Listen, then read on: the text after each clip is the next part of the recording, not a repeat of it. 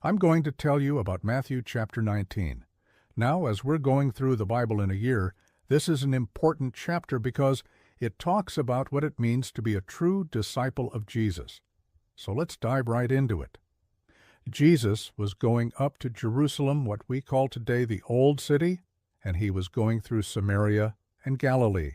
And as he was going, two blind men that were sitting by the road saw him, and they started shouting, "Hey, Son of David, have mercy on us."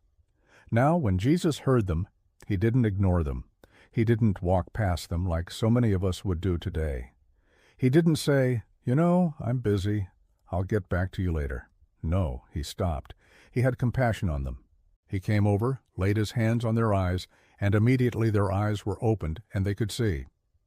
And all three of them, including Jesus, went into the city. Now after this, some Pharisees came to Jesus and asked him a question. They said, "Rabbi, that was a good one.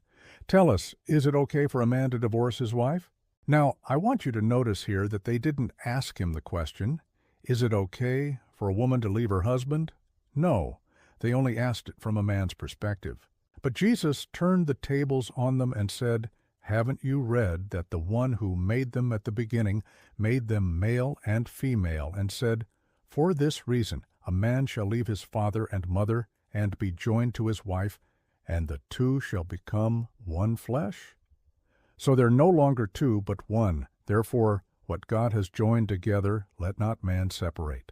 Now, I want you to notice here, he didn't say that divorce is always wrong. He didn't say that remarriage is always wrong.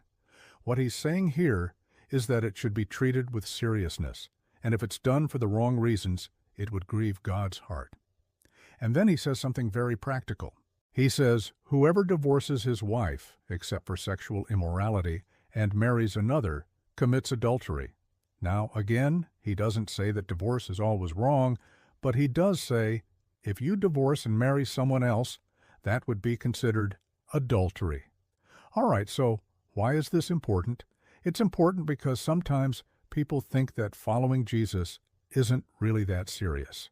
It's just, do your best, try to be good, and if you mess up, just try to do better next time. No, Jesus says being a disciple of mine is serious. You leave everything, you take up your cross, and you follow me. Are you ready to do that? Are you ready to make that commitment to him today? Will you do that right now?